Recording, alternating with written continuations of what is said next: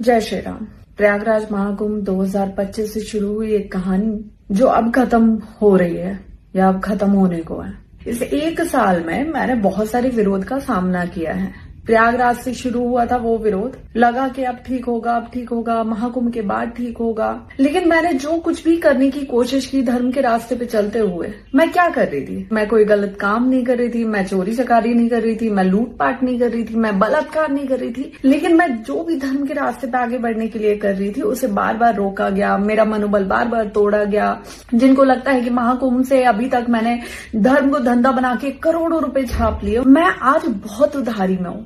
और धर्म में आने से पहले जब मैं एंकरिंग कर रही थी, मैं एक प्राउडी एंकर थी। मैं अपने प्रोफेशन को बहुत गर्व से बोलती हूँ कि मैं जो कर रही थी बहुत अच्छा कर रही थी और मैं उसमें रह के बहुत खुश भी थी। देश से ज्यादा विदेशों में काम करके अच्छा खासा पैसा कमा रही थी। लेकिन यहाँ आने के बाद सिर्फ उधारी के अलावा कुछ नहीं बचा मेरे साथ। और सबसे बड़ी बात कि किसी का साथ भी नहीं है।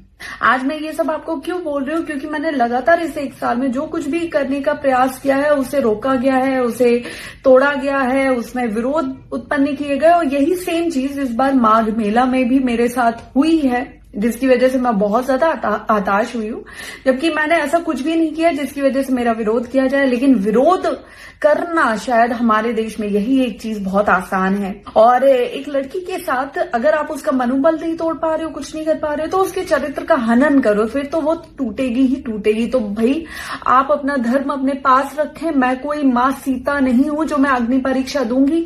एक साल से जितनी परीक्षाएं देनी थी, जितना जो करना था मैंने कर लिया। अब बस बहुत हुआ।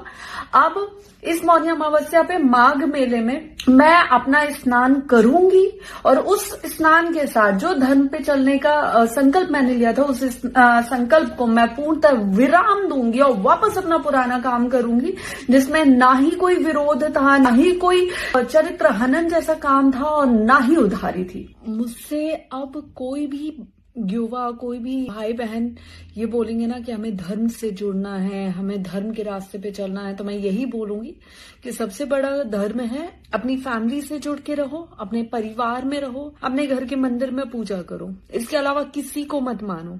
मेरा इस धर्म से जाना सिर्फ जाना नहीं होगा, एक विद्रोही मानसिकता लेकर जाना होगा। जय श्री राम।